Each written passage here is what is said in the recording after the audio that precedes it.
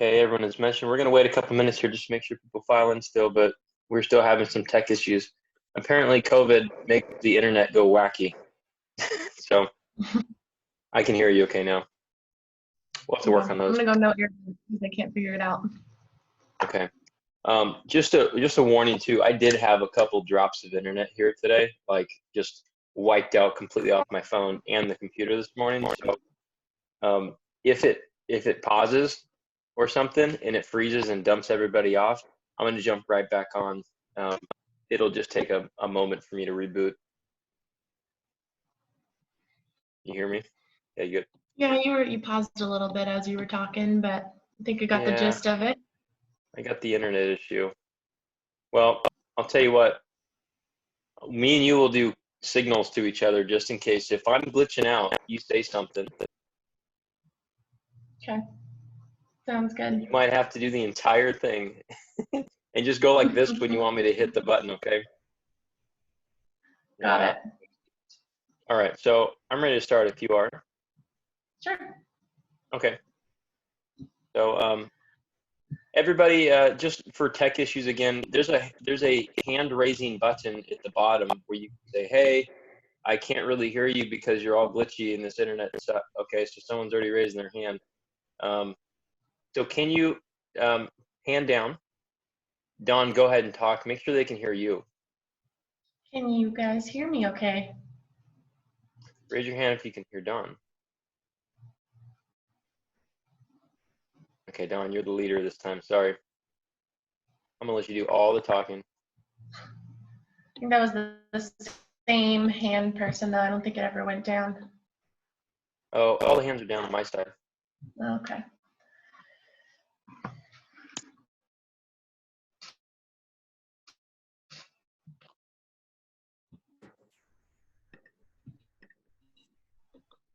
Okay. Actually, you know what? Can you guys hear me now? Raise your hand if you can hear me.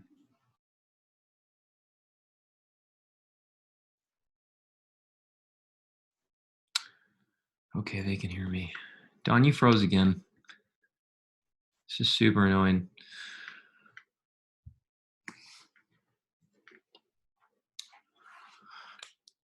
Don, you're frozen again. Everybody, I apologize again for the tech issues. Raise your hand if you can still hear me. We're trying to figure out who should do most of the talking today, me or Don. Okay, so you guys can hear me. Got it. So I'm going to start then. Okay, so she'll jump back on. Okay, so everybody's here for hip flexors today or groin pain. And as we go through this thing today, again, if you cannot hear me, if I'm going to be talking the whole time, or Don will be, if you cannot hear me, just let us know because we want to make sure you get the good info and just raise your hand and that'll be a good notification. We are going to allow for questions as well. If you have questions, all you have to simply do is start putting them in the Q&A box below. Don't put them in the chat box. We will not often look at it. In the Q&A box, we'll start to answer them more so at the very end of the workshop, just to make sure that we're having a good flow, because we might answer some of your questions already along the way. Hello, Don, again. You hear me okay, Don? Okay, your microphone, swipe to the left. Swipe to the right. There'll be a button. Talk again. Can you hear me now? I hear you now. Okay, good. Okay, so everybody, hip flexors or groin issues are mainly ones that are, I mean, they're pretty common. And the sad thing is a lot of people end up getting, stretching these things out forever and they just don't have any big long-term results. Some people of older age, they've been told that they need to have a hip replacement because there's groin pain in the front. And I was just talking to actually a lady the other day that she had 2 hip replacements and her pain never went away. So although the joints can be a problem or the hip flexors can be a problem, they're not always the problem. So as we go through this, then just understand that most of the time reduction of pain is not that hard. And I know a lot of you might still be dealing with pain. You're thinking, oh, yeah, he's might be joshing me like it's harder than it is. He doesn't have it. No, I've had this before. I really have. I've had groin pain in the front of my right. It was left hip, You see, it's been so long now, it doesn't even hurt. I don't even remember. It was a left hip. I had groin pain that happened after playing baseball. I turned, it felt a pop. I couldn't run for about 2 weeks after that, had a limp. I flew on an airplane. I had to sit on the outside part of the seat, or the outside seat, to make sure my leg was not flexed up and it was dangled backwards. I remember I stopped at a diner and I had to sit on the outside part of the booth to stretch my hip. So I've been there. But if you guys just trust me on this, is most of the time you can get over a 50% reduction within 1 to 2 weeks. I feel like the last times that I've been talking to people on the phone about this, like I remember I read a book recently that said if you told someone you had a treasure, they wouldn't believe you. And so they'll pass you right by. We're not bullshitting you on this. Like, you can literally feel so much better after a couple of weeks. You have to find the right solution to your problem, not the wrong solution to your problem, or applying the right solution to the wrong problem. Understand that reduction of pain and restoration of function are different things. Just because you don't have pain and you're laying there in bed and it feels okay doesn't mean you can go run. They're different things. So restoration of function is usually where things start to become harder for you, for people, and that just takes work. It's not like it's not fun work. It's just, it looks like working out. It's rehab, we call it. So you can reduce pain many different ways, but if it's not sticking, it's because you probably haven't done enough work to restore the function, and that takes time for the body to adapt. And that's why I put 1 to 2 months on here, but really longer. If you want to get strong, you can continually get strong. If you want to run more miles, you can continually build a tolerance to more miles. And so it's really that part's goal dependent, but it's easy to get people out of pain. It's harder to keep them out of it. I did this word diagram, and just these are a lot of things that maybe you guys have experienced. You've looked at stuff like IT band syndrome, or you looked at groin pain, or it feels like you can't bend forward, bend backwards. Maybe you're getting too old, quote unquote. Like, these are things that we hear a lot from a lot of people. And they feel like they've tried everything and they feel defeated. And hopefully today you can get some good information from us to hopefully have some hope, really. And if you want to work with us and stuff, you certainly can. We're good at what we do, but we'll give you some tidbits here just to hopefully get you guys to understand what we're talking about. This is Don's part. Cool. So we want to kind of cover the idea of what referred pain is. We're going to start with some pretty extreme examples, but we'll kind of tie it into how it could play a role in your hip pain that you're dealing with. So referred pain is basically the idea that the pain that you're feeling somewhere in the body, the source of that pain is located somewhere else. So we put this guy on this slide here, and he is representing having a heart attack. And so as you see in the diagram, he may be coming in and he may be just complaining only of left arm pain. People, when they complain of heart attacks, that's a symptom that they say happens pretty often. And so how do we know that his left arm pain is coming from his heart? Well, we have to gather more critical data points. So the idea behind this is when he comes in, there's more things that we're going to ask. We're going to ask some questions like, how you feeling? He might say he's feeling nauseated, he's feeling some indigestion, heartburn, or abdominal pain. He may be complaining of shortness of breath or cold sweats or fatigue or lightheadedness. All of these things are other data points that could kind of cue us in on, maybe his left arm pain isn't something in his arm that's causing it, like something muscle or ligament. All of these other points here kind of lead us towards, hey, this sounds like a heart attack. The source of pain could be coming from somewhere else. So that's why it's super important for us to continue to just ask more questions and try to figure out where the source of this pain is, because it doesn't necessarily mean it's located in his arm. There's one more example we're going to go over, and that's the idea of kidney stones. It's kind of the same thing, where the source of the pain, although with kidney stones, you may feel it into the groin area, you may feel it into your low back, you may feel it into your abdomen or even into your hip. How do we know that the kidneys is what's causing this source of pain? Well, we're gathering more data. There may be pain while urinating, there may be blood in the urine, or sharp pain in the back and lower abdomen, or nausea and vomiting. So those are all things that we continue to gather that kind of help us cue in on the kidneys could be the source of the pain, although it is felt somewhere else in the body. So this is an example of a classic hip flexor presentation. The psoas major, which for some reason they're pointing to the belly button, is actually deep inside the spine, and so is the iliacus muscle. They actually go from the back side of the spine to the front side of the hip, which a lot of times presents pain around the conjoined tendon, which is right around this area. Notice this is the classic presentation, and so we're going to go over some pseudo presentations, meaning ones that will be masquerading around in disguise of a hip flexor problem, and it'll make people chase a hip flexor solution when their problem is not a hip flexor. Again, like I said before, if you do the right solution to the right problem, you feel better really quickly. But here's something like a pseudo presentation, which is it's still kind of in the front there, and it's got all those little dot points in there, but there's back pain. So this is really not hip flexor syndrome. It's really not groin pain. It's actually more of a back pain you have to resolve first. And a lot of times the hip pain will just simply melt away. And I do mean quickly, quicker than most people tend to think. So there's a lot of different things in here which are a pseudo presentation, but for the most part, just understand that if you're having other things like back, hamstring pain, high hamstring tendinopathy, or I don't want to say tendinopathy, pain in the high hamstring, outer knee, shin, foot, these things are all pseudo, like they're not really hip flexor problems. And Don, remind me, we should go over like a self-check test, like a self-scours test before we go into the corrections today. You want to do this? Okay, sure. So what he's kind of trying to get at here is one of the things that could be your source of your hip flexor pain could be disc referred pain. So how do you know if this is your issue? Well, a lot of times when people come in and they're complaining of just pain in the hip, some of the things and other critical data points that we'll gather to see if, is it really coming from the hip flexor, is it coming from somewhere else? The things that we hear are, it's worse in the morning hours. When they first wake up upon wakening, when they roll out of bed, they're feeling like that's the worst pain that they feel. And then throughout the day, maybe it gets a little bit better with movement. Bending over, washing dishes, lifting, deadlifts, things of that sort all tend to make this pain worse as well.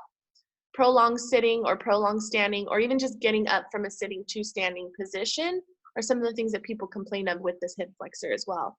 Coughing, sneezing, going number 2, these are all things that increase what we call intra-abdominal pressure. So if you just take a big deep breath in and hold, and it recreates that hip pain, these are things that would cue us in on disc referred pain. So when you take a big deep breath in and it increases intra-abdominal pressure, it's increasing pressure in that disc, and it can be referring to that hip area. Twisting, exiting cars, and getting in and out of bed. These are all things that in the office, when people complain of these specific critical data points here, our brain is thinking, this might be a disc issue, and that might be where we go down with examination to try to figure out if that's what's really causing the hip pain. And probably an important note on these. Go ahead and switch for me, Sam. Okay. An important part on this too is that, as we mentioned before in this one, this person has back pain. They don't need to have back pain to also have a disc related issue to the hip. So it's just these are, if you saw those would be probably pseudos, but we find many people, like we had a shoulder person the other day that looked like a rotator cuff that they had already been referred to a shoulder surgeon, and by the end of day 1 had full range of motion overhead. It was a cervical disc that was driving his shoulder pain. No neck pain, by the way.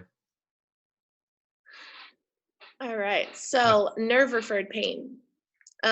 This is another thing that we kind of, when people come in, they're complaining of hip pain, this is another thing that we want to make sure that we're ruling out. So pain may refer past the knee when it's a nerve related issue. Stretching seems to be making it worse. The reason behind this is, I'm going to stretch my hip flexor, I'm going to stretch my hamstring, things where we're feeling this pain. But stretching it really is pulling on that nerve, creating tension on that nerve, and it could actually be making your pain worse. Bending over increases it. So things like picking up something off the floor, doing dishes, all these grounding things are causing or are driving their issues in their hip. Change of skin sensation is one thing that we really want to highlight here. Like numbness and tingling and things in that area. This is what makes us really cue in on it could possibly be a nerve issue. Prolonged sitting to standing as well, and twisting and exiting and getting out of cars and bed. These are all critical data points that we gather to try to cue us in on, is this a nerve related issue or not? Yeah, I guess the critical data point in this one, by the way, the disc one, is that deep squatting, groin pain with deep squatting. This one will be a little different. They might not have that. So Just some hip impingement is another big one that it probably should have been on top of the list here, but we put it in here.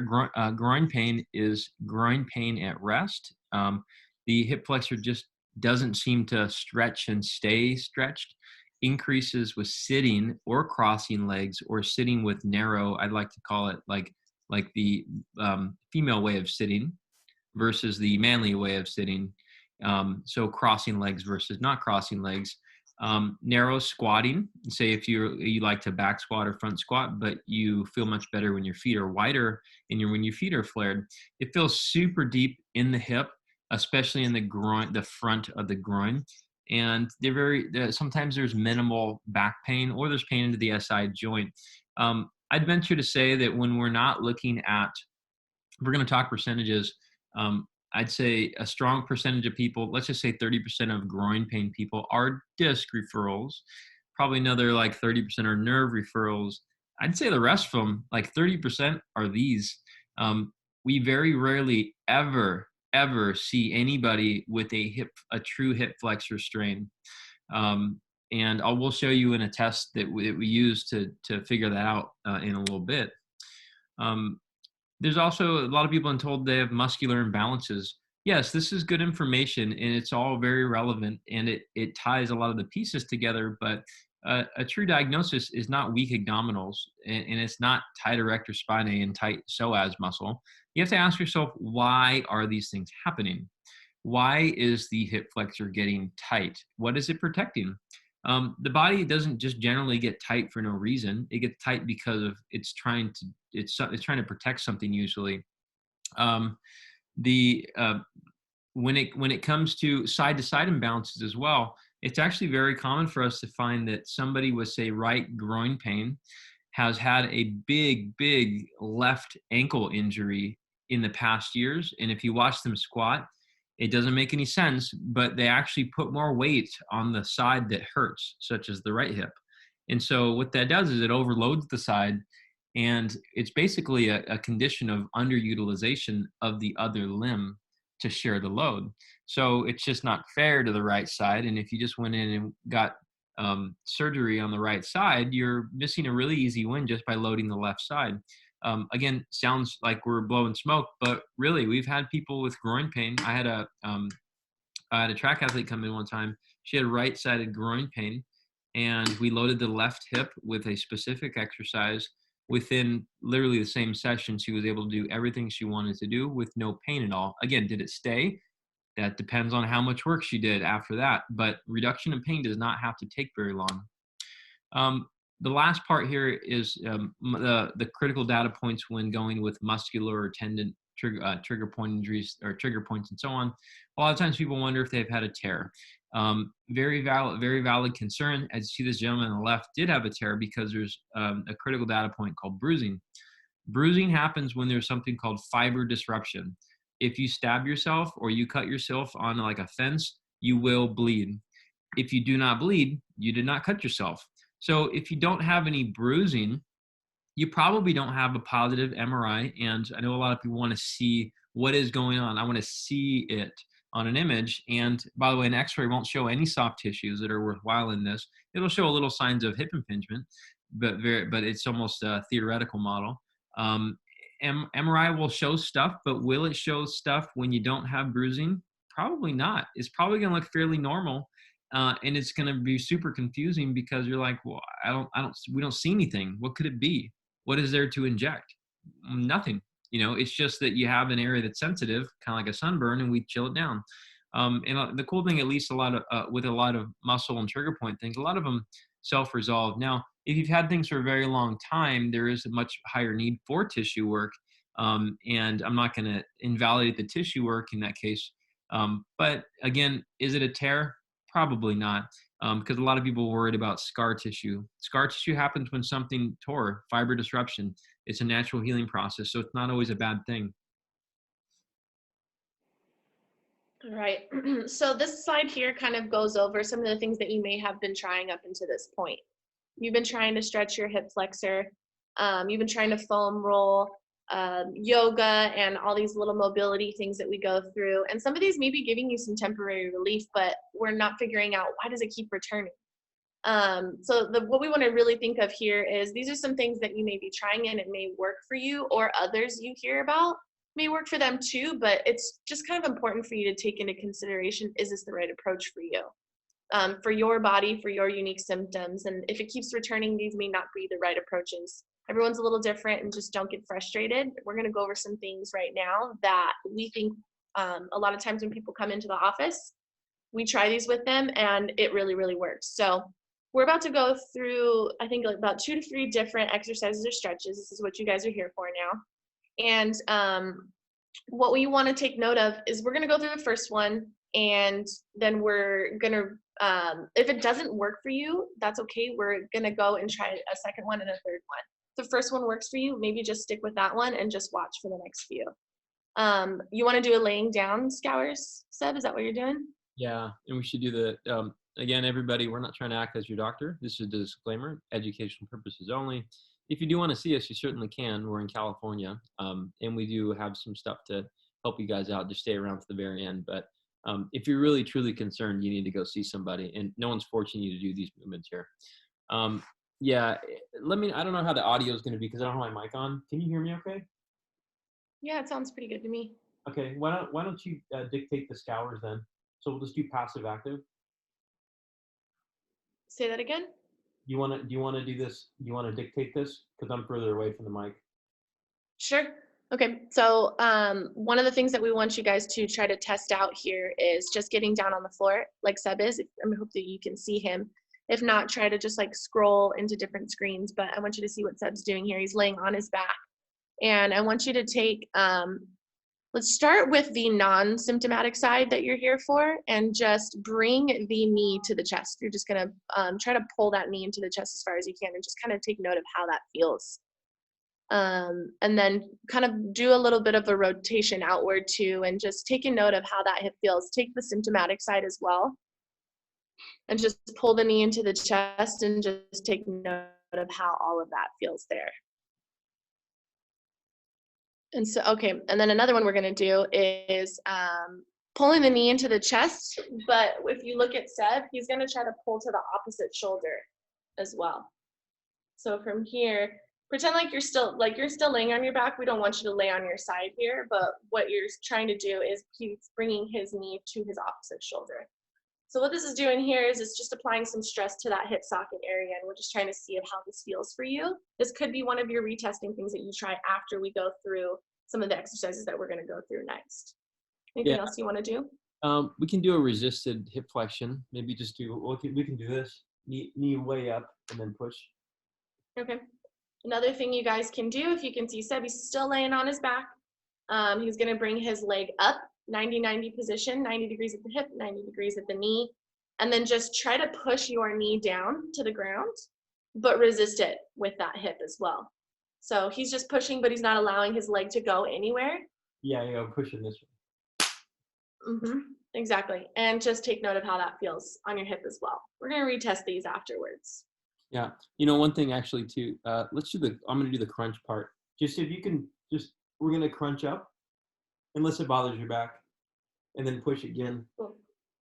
If you so some of the times, go ahead. Oh, go ahead, Seb. No, go ahead. Yeah, what I was going to say is sometimes when you're doing this resisted hip flexion, and then you just do a little bit of a curl up and activate your abdominal muscles and then retest that resisted hip flexion. So he's holding the curl up position and then pushing on the knee. That sometimes can reduce some of the discomfort that you're feeling in the hip there. Yeah, probably important note on those, and the way that we use that information is if the first test by bringing your knee to your chest with your hands creates the groin pain, this is not a hip flexor. The hip flexor is turned off. It's not working. Your hands are simulating hip flexor's job in that case.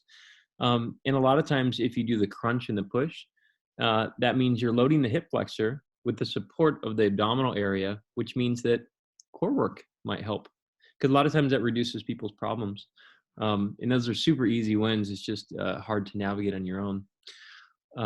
What are our options here? I don't recall what we're doing. Oh, movements. So probably squatting then. Maybe squatting And we're gonna do sloppy cobras. Okay. Perfect. All right, so one note that we're gonna say too is we can't see any of you guys. So I really want you to be able to see Sebastian. I'm gonna take him through the movements. He basically is, what he's doing is what I wanna see you guys doing at home, or what I want you guys to try at home. So he's gonna go through a squatting movement, just however you guys feel comfortable. Go to, don't try to push yourself through any pain or anything of that sort. I just want you to take note of how it feels right now while you go through a squatting motion. A lot of times people with hip pain, squatting is just that provocative movement that hurts them when they do it. He's gonna go through just some other range of motion as well. Just go down, touch your toes, go back into extension, go side to side, and then rotate around. And really all we're doing here is just taking note of how this makes our hip feel in this moment, because we wanna retest this afterwards, after we do these stretches and exercises, to see if it helps reduce any of your pain at all. You could even try a lunging movement. If you guys have something in mind that you're like, hey, every time I do this specific motion, this creates my pain, we want you to try that right now and just take note of the intensity of the pain, the range of motion in the hip, things of that sort, and see if any of these bring you any sort of improvement afterwards. So one of the first exercises we're gonna go through is called the sloppy cobra. And with this one, what Seb's gonna do is he's gonna lay down on the ground, and he's just gonna prop himself up onto his elbows like he's reading a book. And so we want all of you guys to try this at home, as long as you're comfortable. And he's just breathing into his belly. He's allowing his low back to kind of go into an extended position. His belly is coming to the floor. He's turning his glutes and low back muscles off. He's just breathing from here. If this is slightly uncomfortable for you, then we want you to just take note of, okay, do the symptoms travel any further? So say it's in your hip or in your glute or something of that sort, and it starts to travel further away as we go through this. We want you to stop this one altogether. We'll have something different for you. If this feels okay, we're gonna progress you. And so Seb now is gonna take his hands and he's going to just extend up into the sloppy cobra position here. And so all of you at home who is trying this, as I talk, I want you to try to get about 20 repetitions of these, 20 to 30, as I continue to talk and take Seb through this. Some things that we see as people go through this motion is they try to activate their glutes and their low back muscles to get into that extended position. One of the ways we get you to try to do that at home, or try to not do that at home, is just by bringing your toes towards each other and letting your heels fall to the side. That'll turn your glute muscles off. This really should just be all a tricep workout. So continue to rep through these. And there's another way we can do them if this hurts your shoulders or your arms a little bit too much. And come up into a tabletop position like you see here with Seb.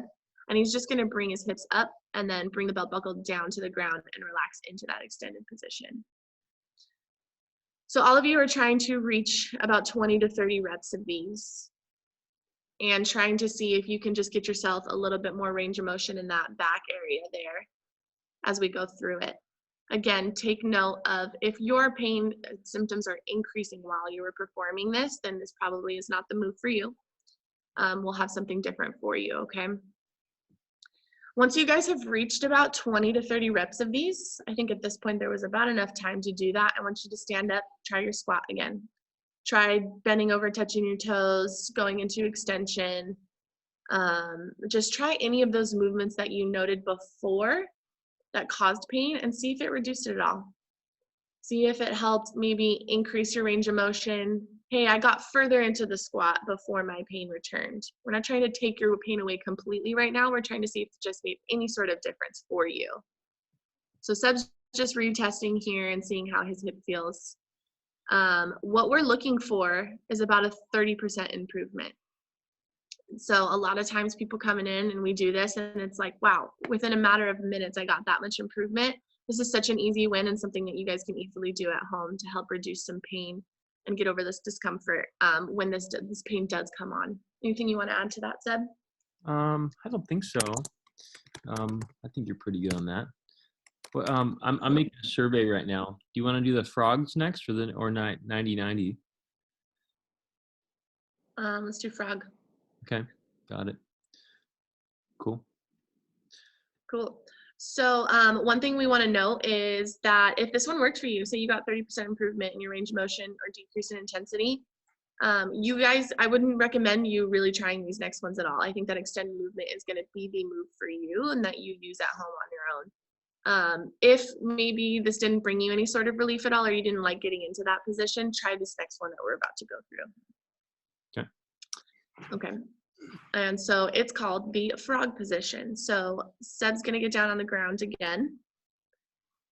And he's going to so a lot of times with hip pain, what we want you to do is just spread your knees as far or as close together, whatever is comfortable for you. So with this one, we're not repping through anything. We're trying to find you a position of comfort. So if you have constant pain in your hip and you can't find any way to relieve that pain, let's see if this position helps. So a lot of times people will know this as maybe a child's pose position in yoga, but he is going to relax his forehead into his hands here. He's bringing his glutes back towards his heels, and he's just sitting in this position here. This should be a very comfortable and relaxing position. Play with the how far and how close your knees are, and breathe into the belly.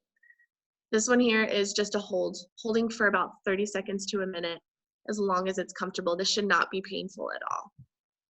Breathing into his belly and trying to expand his rib cage into the tops of his thighs there, or into his pant pockets is what he's trying to do. Yep, just breathing and holding.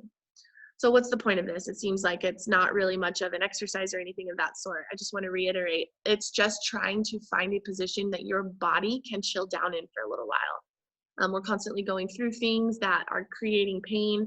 We want to be able to set your body up for some success and find yourself a relieving position to get into. It's kind of what we call a first aid. Ow, my pain is driving me crazy right now. Does this position help you? And I'm just kind of trying to buy time because I want you guys to hold this position. But at this point, I think I've been talking for about over a minute. So if you guys have been in that position for about a minute or so, retest your movements again.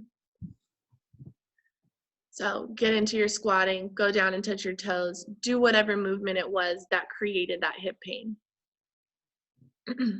If you guys didn't have an opportunity to hold for very long, that's going to be the most important thing, is holding for about a minute. So you can always try this again later, or do it as we go into the next one. You pick and choose, but finding that position of comfort is going to be really important for you. And again, we're looking for a 30% improvement after you try that. Increase in range of motion before the pain comes on, or decrease in intensity of that pain with that movement. I put the third one in side plank on here. I don't know if that was right. What did we have? As side plank? Yeah. We could do side plank. Do we want to do side plank, or do we want to do opener? Let's do side plank. Okay. Both sides or problematic side? Let's do both. And no one's Okay. gonna last long. What's that? No one's gonna last very long. Okay. All right. Next one, guys, is just going to be a simple side plank. So most of you know what this movement is. So get into this position and try it out. What we're going to have you do is, you'll see that Seb automatically puts his top foot in front of his bottom foot. So it's like heel to toe position. And he's just going to come up onto his elbow. Yep. So from here, we always say, get away from the cactus where your side is at, and just come up into a plank position and hold here. We say hold for about 10 seconds at the top.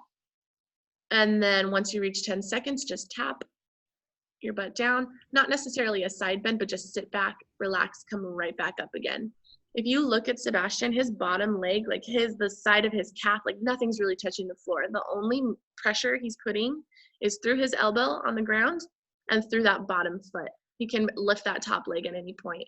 You guys want to make sure that you're like a straight board. So sometimes I just say, bring your belly button towards me in the camera, and that will put you more in a straight position. You guys are holding for 10 seconds at the top, tapping down, coming right back up. We're doing this to a point of fatigue. We're trying to get some tone change in the side of the obliques there, turning on different muscles that can help set your hip up for some success, get that muscle to relax, get that area to calm down just a little bit. So continue to try to side plank through this.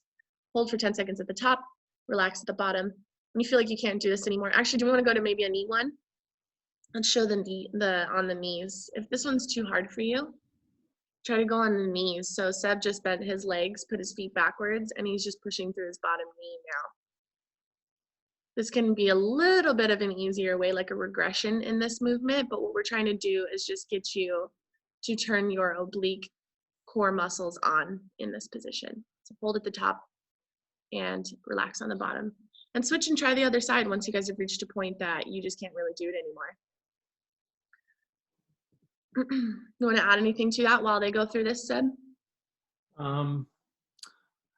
will probably make them feel bad, but normal human that is not of high risk of having any issues really should be able to hold a side plank for 1.5 minutes, both sides, unwavering. If you find that you're at 10 seconds, we found people, multiple ages, by the way, keep going if you're not, multiple ages that can't hold it for more than 5 seconds, but the cool thing is that it comes back pretty quickly. And it's such an easy win because the hip and the back are really supported by the structures that we're challenging here. So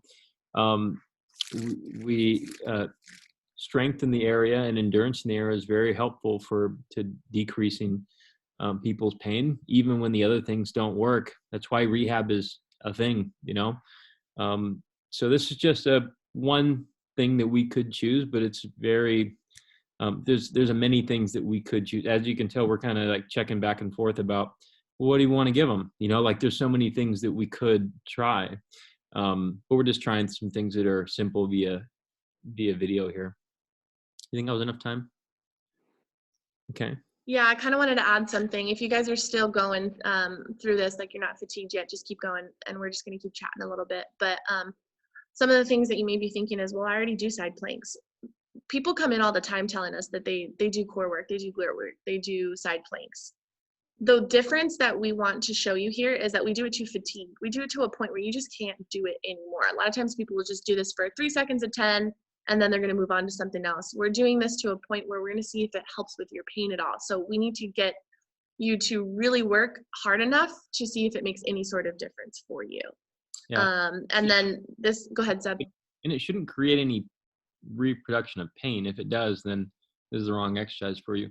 Any corrective exercise or anything that is a first aid should not create any pain whatsoever. It can create some effort. Effort's completely fine, but if it hurts, every exercise has a regression and a progression. You can always change it. And generally, we just give things that are the hardest thing you can still do well, not push through pain. That's maybe how people get this way in the first place. Yep. And so some of these things that we're doing, yeah, you guys can pause or you can continue to go if you need to. These things that we're doing are just ways to try to get you to have relief of these symptoms is really all we're trying to do. This is not the end of it though. So like we went over, go ahead and retest your movements too. But like we went over in the beginning, it's easy to get you out of pain. It's harder to restore function. So that's over long term. We need to add more stuff to this. But the point of this webinar was to see if we can get you any sort of relief of pain and then kind of guide you in what's to come next after that. And so I think Seb's gonna kind of, oh yeah, that's cool, I like this. Okay, so we'll spend just a minute here. We want to continually improve these workshops for everybody. So just go on there and vote which one worked best for you. And we'll share the results at the end. This is all anonymous from what I recall. And what we found in other workshops was that this is good. So we include 3 of these things because everybody will respond differently to these. And some people none at all. And that's okay. Like we said in the beginning, it's the solution for your unique problem. It's not just there is no magic bullet. So I'll share these results here because I think everybody did. Looks like most people voted. Notice that it's a third split. It's a third split. Someone helped out with the cobra, someone helped out with the frog, and someone helped out more with the side plank. So this is just an example of how just like a template thing doesn't work for everybody, and how I know a lot of people say like, oh, my friend did this and it worked for them, so I tried it and I didn't get better, so I tried everything. No, it worked for them. It didn't work for you. So, but everything's different. Okay, I'm done with that poll then. Let's continue. Nice. By the way, we're going to come to a close here pretty soon. So if you guys have Q&As at any point, feel free to ask them at the bottom. We're going to answer all those questions as we go here. So as Don had mentioned that, there's multiple steps to this whole recovery thing. And, step 1 and 2 and 3 are most of the time where you're in a rehab setting, or you're going to doctor's visits and so on. But that's not the end of it. That's just when you need help most of the time and you're trying to figure out what's right. What we presented here today was 2 of step 2, 1 of step 3. And there's many different things you can use in these brackets, but for the most part, just understand that step 4 and 5 is where you get to do fun stuff. It looks like you're doing resistance training. It looks like you're doing squats and lunges. And most of the time people have pain doing gym stuff anyways. They're just doing the wrong gym stuff for their body. And so they end up keep reflaring everything up. So a lot of times we end up programming in things where, like an example would be of a typical case. Step 1, we go through history exam and diagnosis on people, and that's in day 1. We also give them a step 2, which we figure out what the best one for them is because we've tested them. We haven't tested anyone here, so we're just revealing options of what we go through. We don't present multiple step 2s to people because we just know better which one to give them on that day. On day 2, we might check to see if they're using step 2, because not everyone uses step 2. They go to Motrin. And so step 3 is things like a side plank, a bird dog, some of the stuff that you see exercises on YouTube and Instagram on where there's bands and bridges and balls and stuff. You don't need all that stuff, but they always look like kind of rehab based stuff. And then we go through that on day 2. And a lot of times we'll get into step 4. Like we had the shoulder case, which I mentioned the other day, which was a neck complaint. Actually, a neck problem was driving a shoulder. On day 1, he got step 1, 2, and part of 3. On day 2, we did one more step 3 because he didn't need a lot of them, and we did an overhead pull down, and an overhead press. He did a farmer's carry, and we almost got into like split squat and deadlifting. So this can happen very quickly. And there's a guy on Instagram. He had a nice hashtag. He said, "Not your grandmother's PT." Just like kind of like stuff that's challenging, but still very, it's helpful. Not everything is challenging is helpful. And we call this building a bumper, building a buffer. I remember bumper cars when I was growing up, like you can smash into people and nothing happens. If you didn't have that buffer zone right there, that you'd end up having more problems. So what we're trying to do in steps 3 and 4 with people, again, it's the effortful part. It's not the painful part, because a lot of times they're feeling much better, is that we try to build that bumper system so they don't end up having this thing over and over again. And so they can go out and do the things they want to do without thinking that they're going to like fall apart or they're getting old. And that's how people of the age of 30, 35 are like, oh, this is what getting old is like, but when you're under step 3, it's a continual tinker process. People are trying to figure out the right diagnosis, what's the right treatment, and so on. Again, it doesn't take that long. You just have to find the right thing. As some general things to build your bumper, we suggest that motion is lotion and movement is very helpful. Medications and surgeries are not often needed for reduction of pain. They are in some cases, but as you see today, some of these things help some people and not others. But certain movements at a certain time will be bothersome. An example would be if I broke my arm, it's not good to go around and shake it around a bunch. You need proper healing time for that movement to come back. But after that, moving is certainly advised. You don't move that arm again, then it ain't going to function. Number 2 is that the more bed rest you have, like staying off of things and taking it easy, the more fragile you'll become. And it's prolonged bed rest. Actually, the estimation is for every day you spend not on your feet, it takes 4 days to recover. So that's why we like to get people moving as soon as possible, but let them rest when it's needed. Number 3 is that you have to figure out what your body likes and doesn't like. That comes a little bit more with like guidance usually, because people are like, everything hurts, right? Usually everything doesn't hurt, but think about what does hurt. Squatting, maybe the deep squat. And then so maybe walking might be better, or deadlifting might be better. So you have to figure out what it likes and doesn't like for a period of time, and then you can start adding in more movement, and you don't have to load that much, but certainly add to moving back. And then I don't suggest anybody really do it alone. You should have someone work with you. I know Don's had problems. I've had a back problem where I tried to deal with on my own for about a month, and it was just uneventful. And I basically know what I'm doing. It's just challenging because you're so close to the problem. You need someone to take a better bird's eye view and to guide you through stuff, estimation of timelines, and just tell you to do the work. We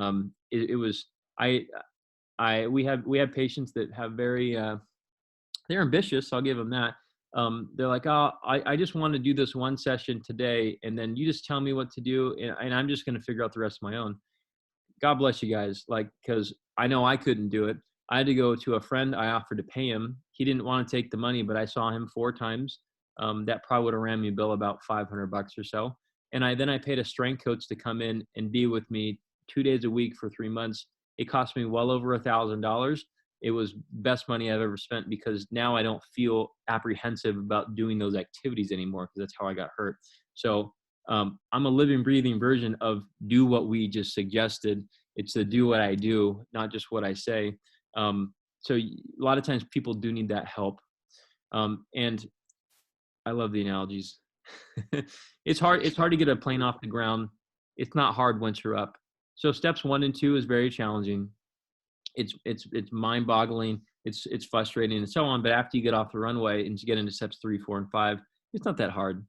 It's just fun, and you just have to keep afloat. It's all keep moving forward. I thought you were going to skip that analogy. I was like, oh no, he's skipping the plane analogy. Oh no, I just had too much steam on my finger button. Go ahead. All right, guys. So now we want to show you, okay, so what comes next for you? A lot of times people get really happy that they had a reduction in pain. They're like, cool, I'm just going to do this now. But we don't want you to have to forever keep a Band-Aid on it. We want to be able to give you guys a guide and a step-by-step approach to allow your body to become resilient again, and kind of help you overcome this from returning constantly and aggravating it over and over again. So we're going to go through some different options that we have, different plans of attack. The thing is, with most of these issues and most of the people that we deal with, we don't really have to lay our hands on them for them to feel any better. And that's the beauty of what we do, is that we can do that virtually too. So we can do this in person if you guys would want to, but we also do a lot of this virtually, and it still works just as well. For those of you who had reduction in pain with some of those ones that we did, that's a perfect example. We are effective and honest. If we don't think that we can help you with what you tell us, we'll tell you, and we'll get you to somewhere that we think would help you. And so we're just we'll go through a variety of options that we have for you guys. And so here's the first one. And so option number 1 is some of the things that we've put together. So people all the time, they're all over the place, and they're just like, well, they either want stuff for free, they just want to watch some videos and do that from home. We have that. We have so many different options of ways to just to help people. We've put together so many things at this time. So one of the things that we have is we put together this tip for hip stuff. It says sciatica. We have a sciatica one as well, but there's a hip one that we've put together that we have for you guys, and this is a retail value. This will go through an approach, our first aid, and some specific exercises we think that work for people. It's a general idea. People come in with hip pain, this is what usually works. So we put that together into a PDF for you guys. We've recorded an audio about myths about hip pain. If you guys want to learn more and go through certain things that you've heard about with hips and all of that stuff, there's a recording for that. And then just a video movement assessment. Hop on a phone call with us, hop on a video chat with us. We'll go through some of the things that we did, go through a movement assessment, and based off of what we see, we'll give you what movements we think will work best for you, and we'll try that on a video chat for you. And so all of that together is actually retail value of $375. We know times are hard right now, and we just wanted to reach out to as many people as we could. So we're going to do that for those who attended this webinar. We're going to do it for $50. You'll get all of that, the easy win movements, the audio, and the ability to hop on a video chat with us. And so if that sounds like something you guys are interested in, shoot us an email at info@p2sportscare.com and just put it as option number 1. Put that in the subject line, option number 1 at info@p2sportscare.com, and we'll send you all of this. We'll set you guys up for this, and we'll see if any of this is going to help you. We have another option that we have really been working on. We're super excited about. There's tons of clients going through this right now who are getting amazing results. And it is an online program for hip-related issues. This is an app you can use on your phone or on your desktop. And basically what it has is a week by week, day by day step approach of how to get yourself through this. So it'll start with your first aid exercise. Whatever one worked for you today, that's going to be your first step, your first week. You go week by week, and it's a 6-month program. It takes you through videos of us giving you education on certain things that we're going to do for that week, certain exercises. As you see here, there's Seb doing a bird dog in a video there. We've recorded all the exercises to take you through. There's instructions on how to do them. You guys can record all of your results and have the ability to chat with us and tell us how it's going. Do you need help with your cueing? All of that sort. So this is an online program that we've put together for you guys.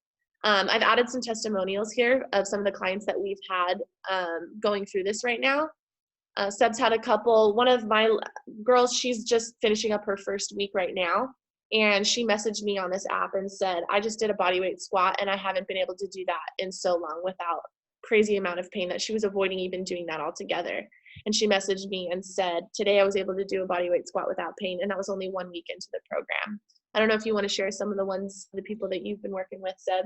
Yeah, that one. I think the one I'll share, I guess I'll share the one on the right. This is somebody who's been, like, they've been through a lot of places, and they reached out, and as you can see, it was just around Mother's Day. It was the best Mother's Day gift they can ask for. They were able to get up out of bed and not really have any pain at all. I remember she couldn't walk down steps. She had some steps or like a basement behind her when we were doing the video call. And I said, what's going to bother you? And so she did the video. She's like, walking down the steps. Well, I said, do it. And so she, by the end of that video call, she was very optimistic. She opted into the program. And so this text from her in the app came 1 day later. So she already had, she's not totally pain-free yet, but she feels much better. And so she was wanting to run again. So that's the kind of thing we talk about. It's easy to get people out of pain. It's just it's hard to keep them out of it. And the program covers all of the parts of steps 2 and 3 and so on that we would suggest to somebody like this to help them build that bumper system. Because these are perfect. These are perfect results. Short amount of time. And she spent a lot of time in therapy, and she just wasn't having any luck. Sweet. So this is option number 2 we've put together for you guys. If this is something that you guys are interested in, go to info@p2sportscare.com and just type in option number 2 in the subject line so that we don't lose your email anywhere. And so we've put together, we've had these for sciatica problems, we have these for low back, we've had them for hip as well. And they range in different prices from $60 to $2,300, depending on how much time you want to commit to it. There's tons of options to meet you guys where you're at. So just reach out to us and let us know if this is something that you would like to do. Before we put you into a program, we're going to do a movement assessment with you in video chat as well. But just let us know if that's something that you guys are interested in. We'd love to help you and guide you down the journey of this. Okay, we got Q&A time. So does anybody have any questions? There's a Q&A box at the bottom that, remember, you can ask it anonymously, by the way. We don't need to know your name, and no one else will see your name. So we've been saying on other webinars too, as nice as we can, if you've been trying to reach out to us on Instagram or on YouTube, and you want to, like, you ask us a question, it's kind of cumbersome to, like, I don't know why Instagram only allows not like a phone version. It's hard. I don't know about you, but I got fat fingers. And so it's very challenging to actually respond to everybody in a way where we can answer their questions thoroughly. So if you want the best answer that you can get, now is going to be the time. And later on, if you ask it on one of the platforms, we probably won't be able to answer it as thoroughly. So no question is too bad or too good. Let's see where we're at. We got a couple questions here. We had an anonymous one. Don, do you see these ones? Let's see. Yes. Okay. You want to take one of them? Sure, I'll take the first one. You had mentioned earlier that core work could be helpful. What other core exercises aside from a side plank would be beneficial? So we have a whole library of exercises that could be beneficial for this. There's things like dead bug, there's things like hard planks, there's things like crossover rolling. We have to find the one that's best for you. If you would like to know specifically, so I give you those specific examples. If you want to know how to do them or if they would work for you, just reach out to us, send us an email, and we'll see if we can find one that works for you. Yeah, I think an important part of those is like with core work, like people have a general thought about what core work is, and the first thing that comes to mind is sit-ups. And so rather than just throwing crap at a fan and just saying like, here's some general things to do, again, it's the devil's in the details in this. The exercises are useful, but it's how you do the exercises that are the important part. And let's just say on in that poll, if you are the person who said that the sloppy cobra helped you, a sit-up would actually probably make you worse. Although it is a core exercise, there's other options to get the front side of the belly wall primed up and working well that are not a sit-up. And Don mentioned a hard plank. This might be too much for this webinar, but since we don't have a lot of questions at the moment, it might be useful to talk about. Do you guys know what the function of the core is? Because if you understand that part, you'll understand what good and bad core training could be for these. The core's function is not to produce movement, it's to resist movement. So it's not to do a sit-up or a Superman, it's to resist doing a sit-up or a Superman. And so what I mean by that is bending forward, which maybe, say in the sloppy cobra example, maybe sloppy cobra backwards bends, maybe you feel better. Bending forward might be something that's causing some of your problems. And so you need to build the backside of the core, and that would be a bird dog. But doing Supermans might hurt somebody else. So the point is it's a system that it decreases the amount of movement from neutral or perfect posture. Perfect posture is only useful if you can keep it when someone pushes you. So the point of the core is not to produce movement. So I hope we weren't vague about the answer with that, but side planks are useful, but there's a lot of other things that could be useful too, but there's a lot of other things that could be really bad. But side planks, bird dogs, and hard planks are pretty solid for most people. All right. You want this one too, since I jumped in? When I sit in frog pose, I feel tightness in my hips in the resting position. Is that a position that I should avoid? So with that specific pose, like we said, it should be a position of comfort. So if you played with the how wide or close your knees are, and that didn't make any sort of change for you, then this probably isn't the position for you. If the frog pose didn't work and any of those other two ones didn't work, you said, do you want to, since we don't have a lot of questions, do you want to do 90-90 for me? I'm going to show her 90, or her or him. I don't know who it is. I'm sorry. But there's another position that could be really helpful for you. And we call this like a 90-90 breathing position.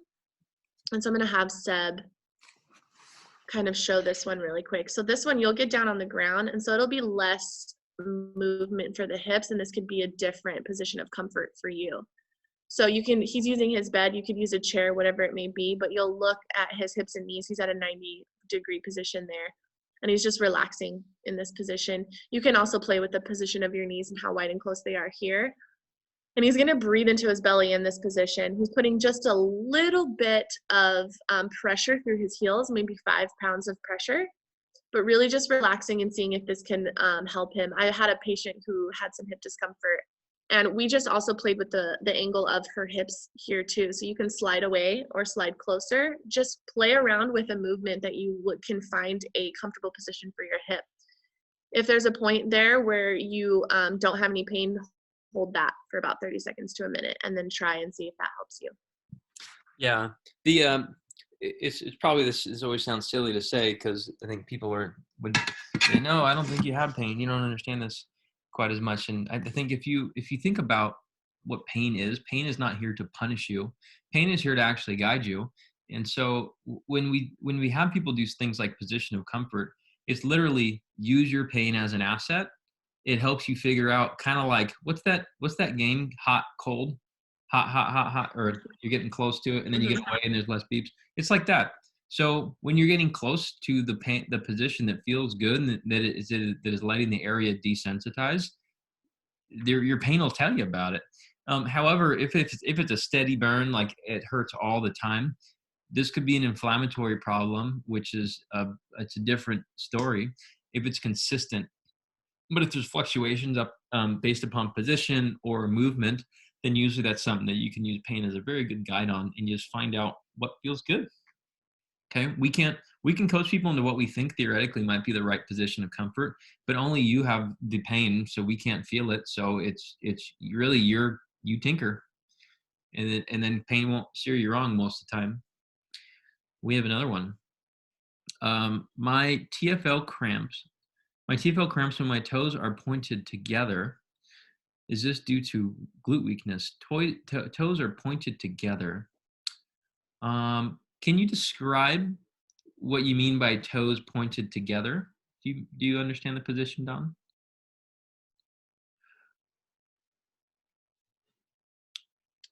Not necessarily. I mean, are you sitting cross-legged? Are you laying face down? Are you stretching them and toes pointed together? So I think a better description of what position you're talking about is going to be helpful.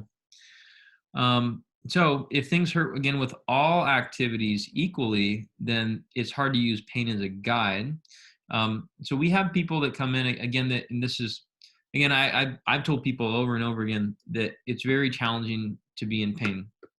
I've been there. Don's been there. And I remember this one guy, he walked in and he had back pain at the time. So he's sitting there on the table. We were just talking still. And he's like, it always hurts. And I said, okay, all the time. He said, yes. And so I said, sit up. And he said, oh, it's better. So sometimes it's challenging to figure out that there is better. It's not perfect. It's just better or worse. When you figure that out, you can use pain as an asset. Let's see. They cramp when I drive with my knees, run. I don't care. I don't dare kick a soccer ball. So, Don, do you understand? I don't understand the position is all. Do you? I think what he's trying to say is it's pretty much anything. Like anything is really hurting him. Like he's trying to do any sort of movements, running, driving, kicking a soccer ball he knows would hurt. Like it's just really anything is causing him pain. I think he was trying to be specific, but he's just saying it doesn't matter what I do. It's just Okay. all causing pain. Do you have something to say on that then? No, I think it clarifies it. If that didn't clarify it, let us know. We'll try and see if we can go a little deeper for you. Yeah. It's again, did we have one more? I don't see any more. I think everything's been answered except for if we just finish this last one in the chat box, and I think we should be good. By the way, again, everybody, if this is after we answer this question, we will be completing. So if you have a last pressing question, go ahead and ask it. So I'll just address this again. It's when usually there's positions of worse and better. Better is not perfect. So this is where a detailed examination comes into play. I know that people spend a lot of time, YouTubing and, looking for solutions on the internet, especially if they feel like they haven't really found anyone to be able to help them in person. A thorough examination it can tell a lot. When in the era where there's telemedicine now or telehealth now, you can gather some information, but it's like there's stress testing, we call it. Imagine if someone comes in with knee pain, we can load the knee in certain positions and beyond reasonable doubt tell if there's structural damage or if there's a need for an MRI or if there's need for a surgical intervention.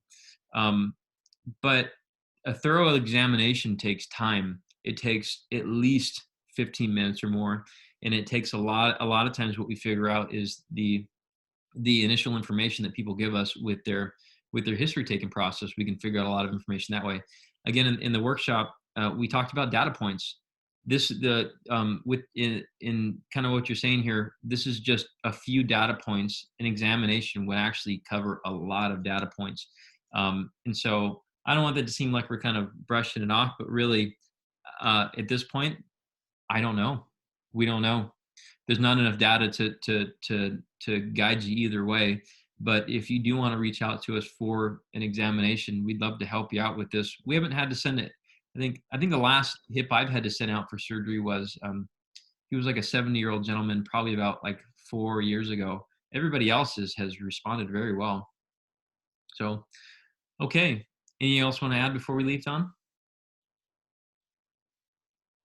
There's one more question we missed. I don't think we answered this one. You sure? My pain often comes during the beginning of my run and reduces throughout. Did you already answer that one?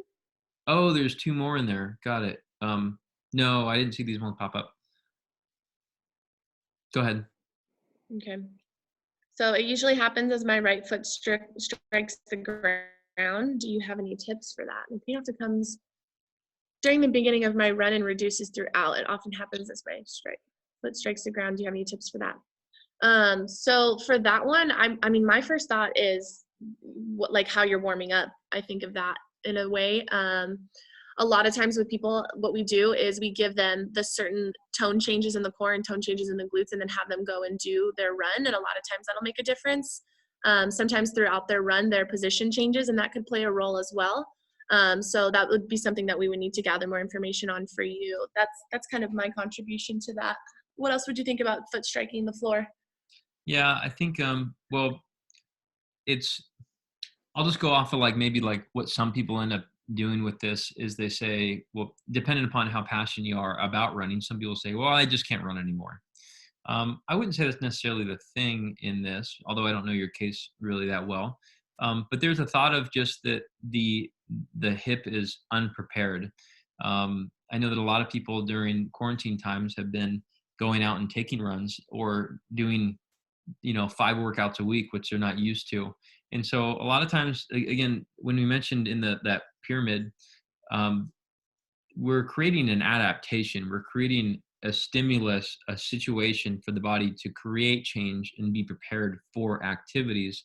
In this case, maybe the impact through the ground is a little bit more than the body can tolerate in that area because it hasn't had the time to adapt.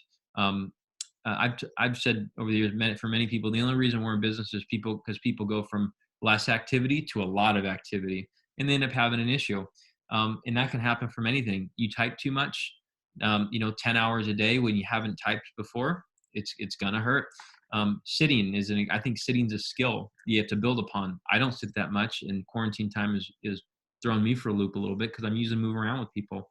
So think of this more a possible unpreparedness, and you just have to create a stimulus for change of that area. Some of the stuff that we've gone over today is a good starting point in that direction, but a lot of things that we'll have people do as long as it feels good on them is things like split squats and single leg deadlifting with no weight, step back lunges. Those are all good options.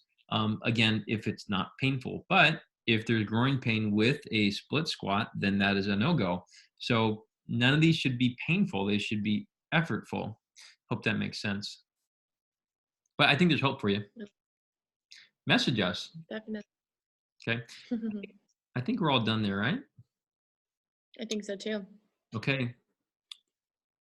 Cool. So take home messages is it's easy to get out of pain. You guys can use any of those tools that we gave you today for the next few days, but your body needs to be challenged and you need to build up some resiliency over time. So an option number 2, or if you just have any other questions, go ahead and reach out to us. And thanks for attending today. And I hope that you guys received enough information. I hope it just kind of shined a little bit of light on your issue and realizing that it could be coming from somewhere else. And that's maybe the reason why none of the stuff that you've tried has been working up until this point. So that was the point of this webinar. And I hope you guys got something out of it. And I think that's it. Thanks for coming. Yeah. Looking forward to talking with you guys, and just email us. Bye.